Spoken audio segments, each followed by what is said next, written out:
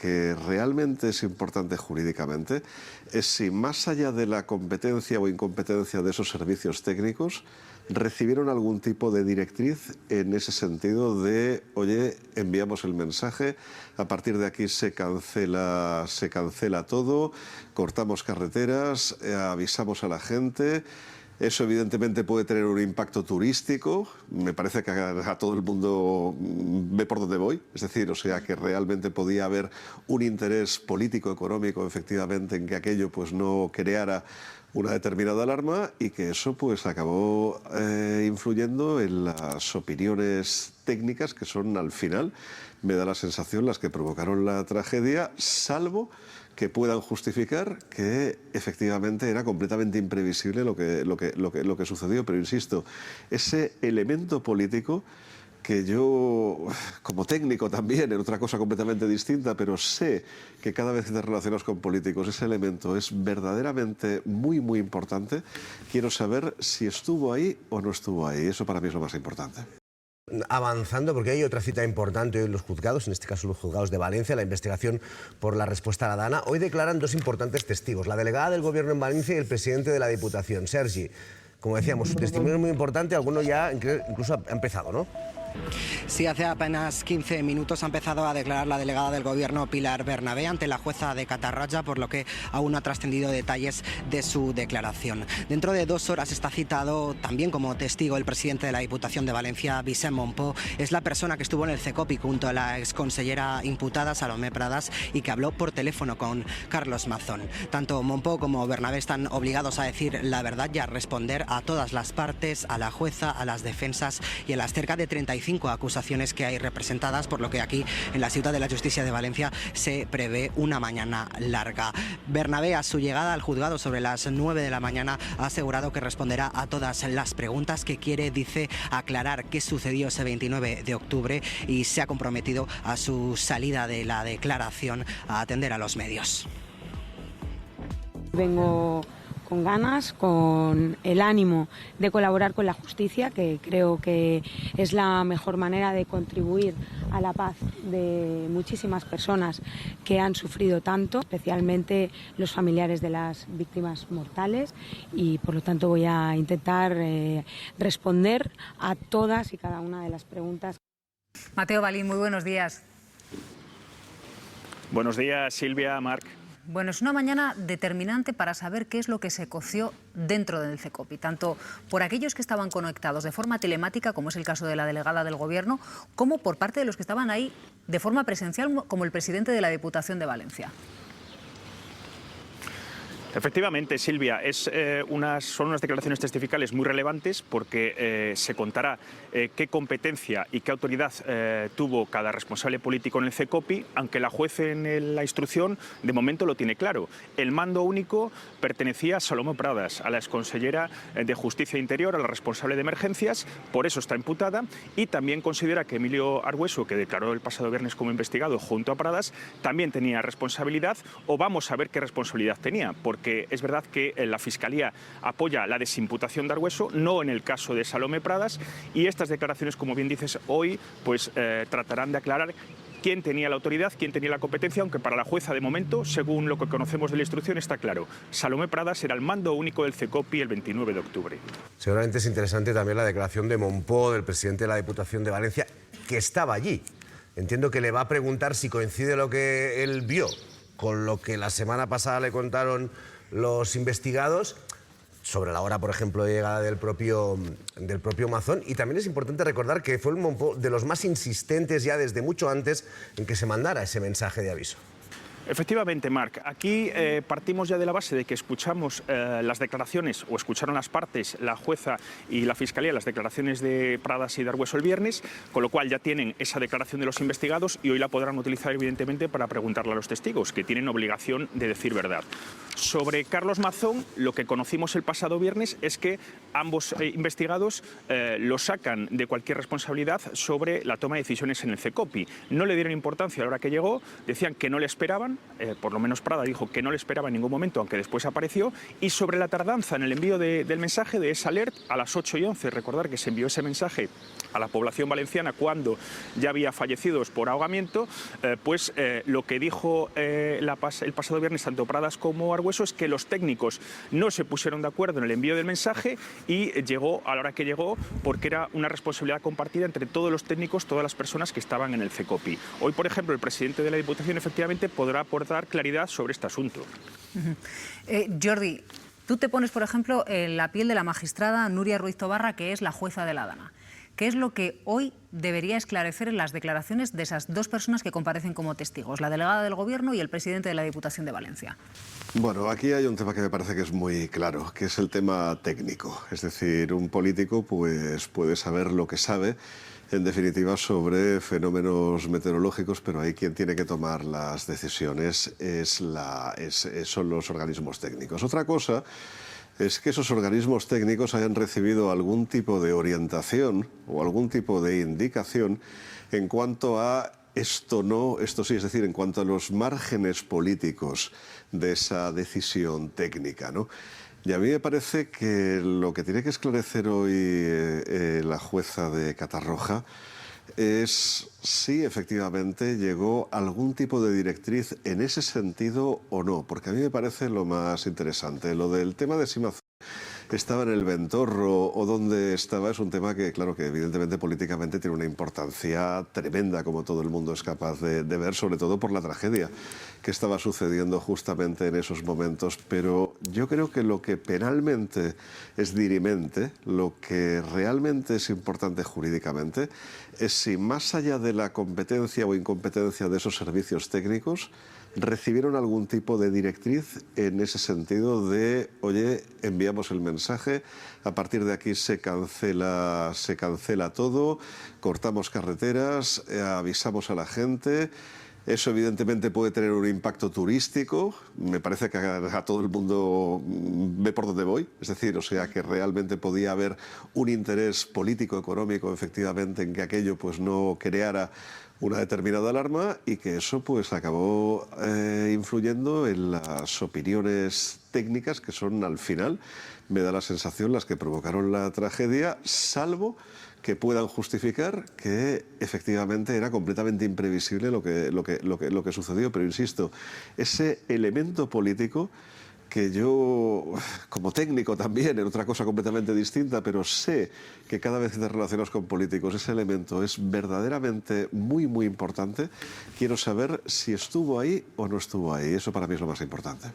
Hoy declaran dos personas como testigos, la delegada del Gobierno en la Comunidad de Valencia y también declara el presidente de la Diputación de Valencia. Los primeros imputados en declarar por la gestión de la Dana fueron la exconsejera Salomé Pradas y su número 2 declararon el viernes y ambos se desmarcaron de la responsabilidad en la tragedia. En medio de una gran expectación mediática, llegaba Salomé Pradas para declarar por la gestión de la Dana. Tanto la exconsejera como su número 2 han descargado la responsabilidad en los técnicos. Ella ha contado que estuvo allí a pie de cañón toda la jornada y que las decisiones que se tomaron, eso tendrá que valorarse como ha sido, fundamentalmente dependieron de la información que les llegaba. Pradas se derrumbó ante la magistrada, solo respondió a las preguntas de su defensa y aseguró no tener ni experiencia ni conocimientos en emergencias, pese a que era la máxima responsable de esta materia, la Generalitat. También recuerda que la dirección del CECOPI era compartida. Por supuesto, también han dejado caer algún tipo de responsabilidad en la delegada del Gobierno. Ha exculpado al presidente Mazón tanto en su llegada a última hora como en el retraso en el envío del mensaje de alerta. Pradas enseñó a la jueza una lista de llamadas del 29 de octubre, pero ahora la acusación popular pide que se aporte un registro con los detalles. La declaración de Argüeso fue en la misma línea. Es increíble que el señor Hermilo Argüeso haya dicho que el 112 no filtraba los mensajes al CECOPI, cuando el señor Hermilo Argüeso, por su cargo y por su responsabilidad... Defiende que su responsabilidad terminó cuando se elevó el nivel de emergencia a las 3 de la tarde y justificó la ausencia de Mazón en el CECOPI porque no es miembro. Mateo, quizás a muchos les sorprendió que los dos investigados fueron en la misma línea, es decir, en exculpar a Mazón y en apuntar a los técnicos, porque desconocíamos si eso es lo que iba a pasar, finalmente sí. Efectivamente, sobre todo en el caso de Argüeso. Argüeso era una incógnita porque días anteriores había presentado un informe pericial con sus llamadas. Esto ha causado cierta molestia en el Consell porque son llamadas que comprometían un poco a la Generalitat y era una incógnita lo que pudiera declarar. Y al final se ha demostrado que sigue la línea de Pradas, la línea de echar balones fuera, de decir que la responsabilidad de CECOPI era compartida. Lo que hablabais del 112, muy relevante, cuando le preguntan por qué no hizo caso a las cientos de llamadas del 112 que llegaban al CECOPI y que avisaban específicamente del Cabarranco del Pollo, que es un elemento fundamental, había un nivel elevado de agua. Él dice que, bueno, que consultó con su número 2, con Jorge Suárez, uno de los nombres introducidos en su declaración, y que le dijo que, bueno, que cuando hay un accidente en Valencia también llaman 50 personas para avisar del mismo, que no le diera cuenta, que no le diera importancia a esos mensajes del 112. O sea, que llama mucho la atención cómo echó balones fuera Emilio Argüeso. Y en el caso de Salome Pradas, elemento relevante, el Barranco del Pollo, de nuevo, responsabiliza a la Confederación Hidrográfica del Júcar de no remitirle información sobre lo que estaba ocurriendo allí. Habla de 2 horas y cuarto, 2 horas y media, entre las 4 y cuarto y las 6:45, de silencio informativo, de apagón informativo. ¿Qué dice la Confederación al respecto? Que cada 5 minutos de forma actualizada tenía esa información de cómo el nivel del agua iba subiendo. Hay 2 posiciones, 2 posturas, 2 opiniones contrarias que la jueza ahora tendrá que aclarar. Evidentemente, los próximos testigos podrán poner luz sobre este asunto, sobre qué pasó en el Barranco del Pollo, por qué, según Pradas y Argüeso, no les llegó información en tiempo real de lo que estaba ocurriendo allí. Jordi, ¿cabe la posibilidad de que la responsabilidad judicial caiga exclusivamente sobre los técnicos y los responsables políticos se vayan de rositas, sin ni una sola culpa? Hombre, estoy seguro que al abogado de alguno de los políticos se le ha ocurrido esta posibilidad. Eso es algo humano, en definitiva, ¿no? Otra cosa es que, insisto, el papel de los técnicos es algo bastante concreto. Es decir, normalmente lo que ocurre ahí es que ellos dan una determinada información y después las decisiones más importantes, que son básicamente políticas, las toman los políticos. Es que siempre es así, en una especie de cadena de mando, pero es que para cualquier otra cosa no hace falta que pase un desastre como el de la Dana, ¿no? Y entonces, claro, en este caso pues es posible que digan los políticos, bueno, es que no nos dijeron que esto era tan grave. Bueno, eso es justamente lo que tenemos que ver ahora. Porque, a ver, es que todos sabemos que datos de suma gravedad, extraordinaria gravedad, estaban ya en el candelero desde mucho tiempo antes, con lo cual es extraño que ninguno de esos técnicos dijera absolutamente nada. Yo insisto, ahí creo que lo que hay que dilucidar es justamente eso, y me parece que es lo que realmente falta para acabar esta investigación. Es decir, ya sabemos prácticamente, tenemos la fotocopia de todo lo que ocurrió ese día, tenemos toda la documentación, y ahora pues lo que hay que empezar a dilucidar son esas responsabilidades políticas que, ojo, que no las vamos a ver únicamente con la declaración de personas, porque las personas van a decir pues lo que les recomienden sus abogados, naturalmente, ¿no? Sino que vamos a ver si efectivamente esas personas tenían una libertad de actuación, es decir, una independencia de criterio dentro de la emisión de sus informaciones técnicas, o bien había una influencia política, y esa influencia política desde luego pudo ser determinante en este caso, y eso es lo que hay que dilucidar, porque estamos hablando de un posible delito que ha provocado pues muchísimas muertes. Después, María José, un debate que seguro que mucha gente ha tenido este fin de semana después de la declaración de Pradas, que dijo, es que yo de esto no sé. Me lo tenían que decir los técnicos. Hay mucha gente que se queda sorprendida que la responsable de emergencias no sepa nada. Tiene que ser así, o tiene que ser así, tiene que fiarse a los técnicos. Bueno, además de declarar ella misma sobre su propia incompetencia, hay un principio en derecho que dice que la ignorancia de la ley no exime de su cumplimiento. Bueno, pues en este caso es más obvio que nunca, ¿no? Mira, lo de dejar la responsabilidad a los técnicos es como una broma, porque todo el mundo sabe que los técnicos asesoran y los políticos toman las decisiones. Pero es que no fueron solo los técnicos, es que hubo más de 15.000 llamadas de alerta, más de 15.000. Es que la televisión valenciana a mediodía estaba alertando, es que este propio programa estaba alertando. O sea, ¿qué más querían? Tenían delante de sus ojos el gran drama. Y yo no sé si por razones económicas, yo no sé si porque el señor Mazón estaba en negro, en desconexión absoluta donde quiere que estuviera.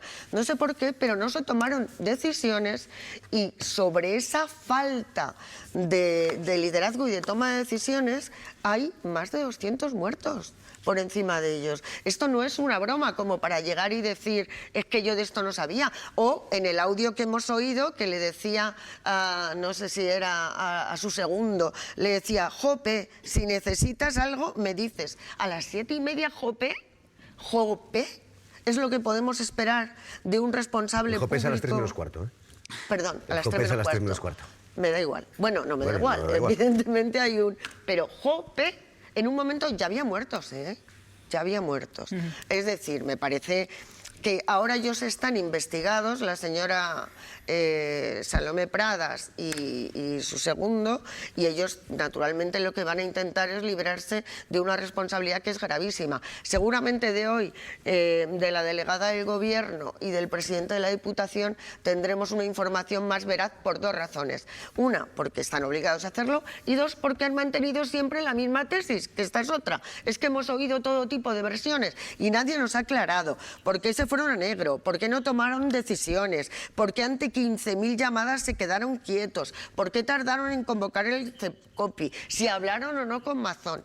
Por tanto, bueno, este es un proceso que será largo, pero yo estoy segura de que tendremos respuestas claras.